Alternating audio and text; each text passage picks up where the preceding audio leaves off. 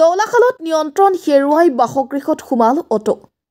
নলবাৰী জিলাৰ দৌলাখালত আজি সন্ধিয়া এক পথ দুৰ্ঘটনা সংঘটিত হয়। বৰপেটা আমেনগাঁও পথৰ দৌলাখাল আৰক্ষী চকীৰ কিছু নিলগত সংঘটিত হয় দুৰ্ঘটনাটো। হাজো দিশৰ পৰা চেঙা বৰপেটা দিশে গৈ থকা এখন বেটাৰী চালিত অটোৱে নিয়ন্ত্ৰণ হেৰুৱাই পথৰ দাঁতিৰ বাসগৃহ এটাত সোমাই যায়। দুৰ্ঘটনাত পতিত অটোখনে দৌলাখাল গাঁৱৰ শনিয়াৰাম বৈশ্যৰ বাসগৃহ ভাঙি সোমাই যায়। নম্বৰ প্লেটবিহীন অটোখন দুৰ্ঘটনাত পতিত হোৱাৰ পিছতে ঘটনাস্থলীত গাড়ী এলি পলায়ন কৰে অটোখনৰ চালকজন। দুৰ্ঘটনাৰ ফলত শনিয়াৰাম বৈশ্যৰ পৰিয়ালটোৱে ভয়ংকৰ বিপদৰ পৰা ৰক্ষা পৰে যদিও বাসগৃহটোৰ কিছু ক্ষতিসাধন হয়। পৰৱৰ্তী সময়ত ঘটনাস্থলীত দৌলাখাল আৰক্ষী উপস্থিত হয়। দুৰ্ঘটনাত পতিত বাহনখন স্থানীয় লোকৰ সহযোগত বাসগৃহৰ পৰা টানি উলিয়াই দুৰ্ঘটনাত ক্ষতিগ্ৰস্ত বাহনখন দৌলাখাল আৰক্ষী চকীলৈ লৈ যায় আৰক্ষীয়ে।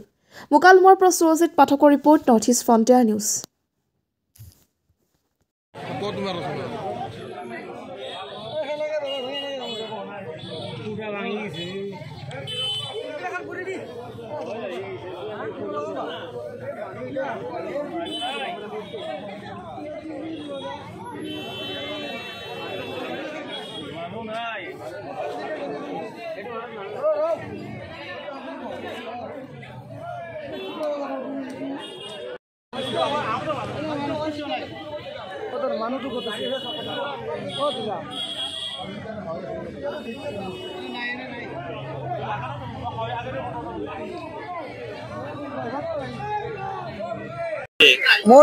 মই মোৰ ঘৰত আছো, পিছত টিভি চাই এটা মানে এই ল'ৰাটোৱে মই মাতি আছে, আপোনাৰ ঘৰত গাড়ী এখন ভাঙি সোমাইছি, পিলপিলি গাড়ী। তেতিয়া মই আহিলো, আহি দেখো যে এইরকম অৱস্থা।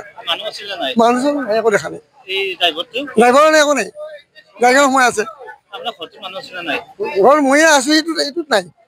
এইটোত মই গাড়ী এখন আছে 4 চকা, সেইটো ৰুমত এইটো ঢেকি আছে।